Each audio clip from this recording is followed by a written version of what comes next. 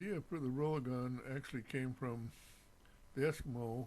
It came from a sealskin that they sew up and fill full of air, and they use that as an air roller, and they can roll their boats around with it. And so from there, this whole concept was developed. This is a photograph of an actual Eskimo sealskin. Here they made one out of rubber-covered fabric to see what they could do with it. Started calling them a pneumatic roller. Somebody thought maybe this was the way the Egyptians moved their heavy blocks around. Then they started to try to figure out how to apply this thing to a vehicle. So some crude test rigs were built.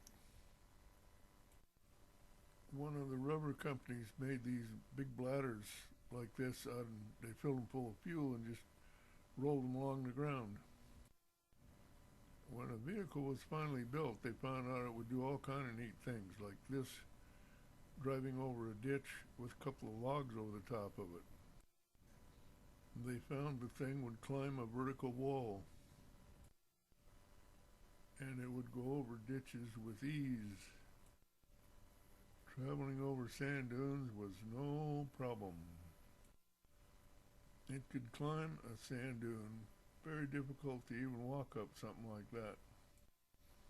They found out it would travel the Arctic tundra without damaging it. Then we built a bigger, more powerful rig that would climb slopes very easy and do all sorts of neat stunts. Then we built even a bigger rig with big powered trailer. Then we found out it would even float. And it would go through a mud field with ease. We designed it so you could take it apart and put it on a regular semi-truck so it could be hauled away, and we took it up to Alaska. Once we got it up there, we just took it off the truck and put it on the inside and started putting it together again. We used the airbags to pump up the main body and cribbed it up so we could put it together. Used a lot of cribbing to hold the main body and stuff up with. Once we got it together, we started testing it in the snow. We found we could go anywhere we wanted to go in the snow. So we headed for the North Slope and drove up the Yukon as our first little section of the trip. We found we had a problem trying to get out of the valley where the river was. The banks were too steep. So we had a little powwow with some of the locals, and they suggested we cut some trees down and drive up them. So that's just what we did. Here we're cutting the trees down to drive up them, and it worked like a charm. So away we go. We're back on the trail again. We had aircraft cover for a while until the weather got too bad. Ran into a lot of deep snow. Here we're drilling for fresh water in a stream that we crossed. That auger was 4 feet deep. We barely made it. Yep, we filled our tanks full of water and took off. Since it was 30 below all the time, this is our freezer, just a wooden box.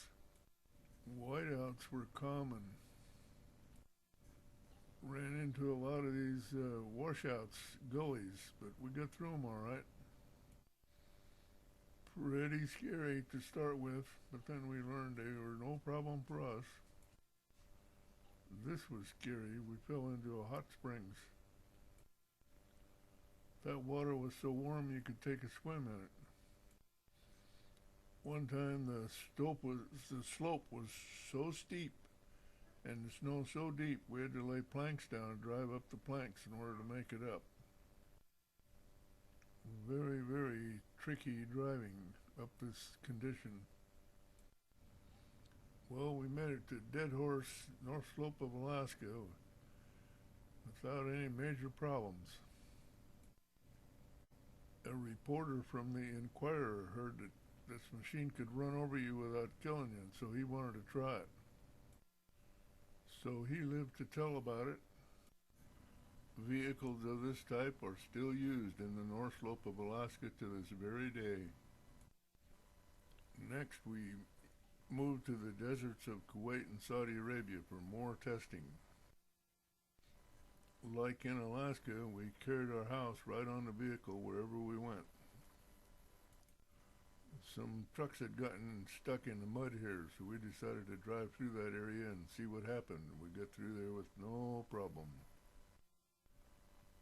We found an oasis in the desert, but no beer. That's all. Wasn't that fun?